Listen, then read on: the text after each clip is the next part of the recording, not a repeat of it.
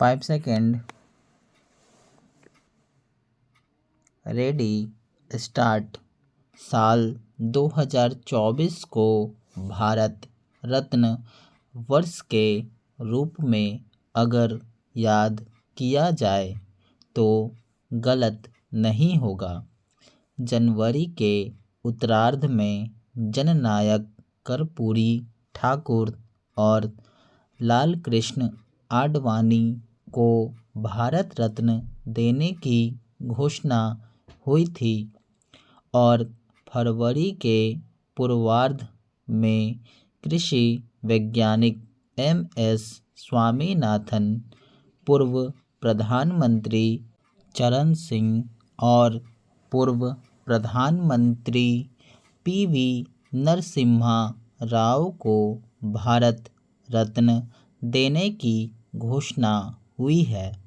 चूँकि देश चुनावी दहलीज पर है तो इन सम्मानों को सियासी नज़रिए से देखा ही जाएगा, किंतु इसमें भी कोई संदेह नहीं कि इन हस्तियों को भारत रत्न मिलने से स्वयं इस सम्मान की महिमा का विस्तार हुआ है।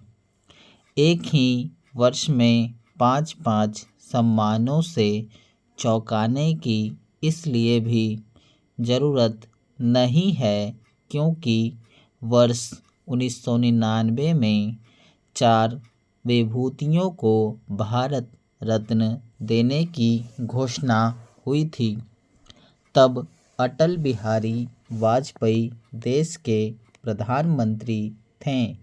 अब प्रधानमंत्री नरेंद्र मोदी को भी भारत रत्न संबंधी निर्णयों के लिए याद किया जाएगा।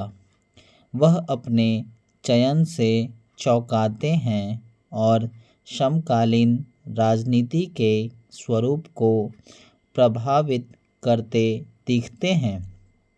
चयनित विभूतियों ने देश को दिशा दी है। सबसे पहले कृषि वैज्ञानिक MS स्वामीनाथन की चर्चा होनी चाहिए।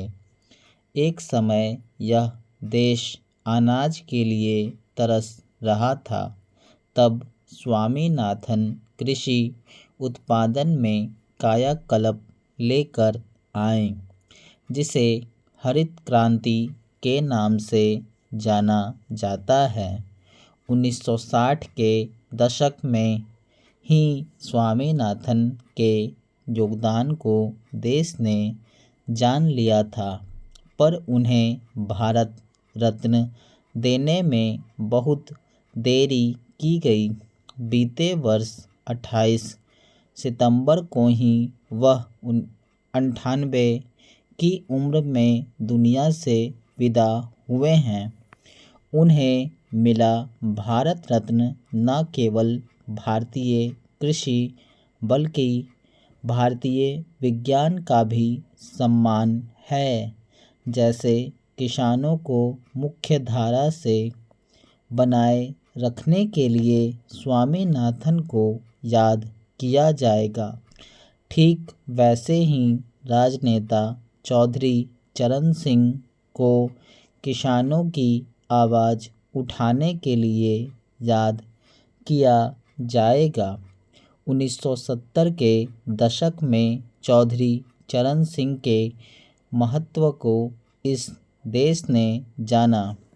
उन्होंने हमेशा के लिए किसानों में यह विश्वास पैदा कर दिया कि किसान भी सरकार बना सकते हैं और प्रधानमंत्री बन सकते हैं।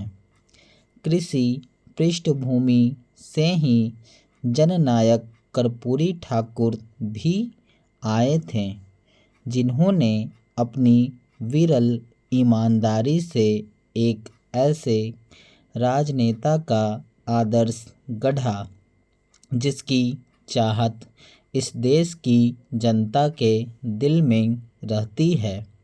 कमज़ोर समाज से आए ऐसे देशज नेता को भारत रत्न मिलना वास्तव में लोकतंत्र और निस्वार्थ जनसेवा का सम्मान है। कहा जाता है कि खेती व गांव प्रधान भारत में भोजन की व्यवस्था कुछ दुरुस्त हो जाए तो भजन में मन लगता है। तो यहाँ 1980 के दशक के आखिर में लाल कृष्ण आडवाणी का भारतीय राजनीति में सहज ही अवतरण होता है, जब देश के बहुसंख्यकों में अलग किस्म की जागृति आती है और राजनीति कमंडल की दिशा में बढ़ती है। आज जब अयोध्या में राम मंदिर के भव्य निर्माण व प्राण प्रतिष्ठा को पूरे संसार ने देखा है, तब उसकी नींव में लाल कृष्ण आडवाणी के सर्वाधिक योगदान को भारत रत्न के जरिए स्वीकार करना कहीं से अनायास नहीं है।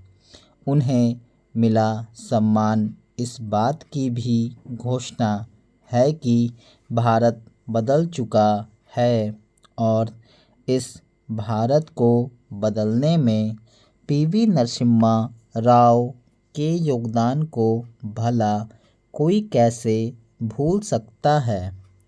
1990 के दशक की शुरुआत में देश के प्रधानमंत्री के रूप में उन्होंने आर्थिक उदारीकरण का जो बीज बोया था, उसी का सुंदर विकसित होता पौधा आज दुनिया के बगीचे में ऐसे लहलहा रहा है कि सब देख रहे हैं। स्टॉप।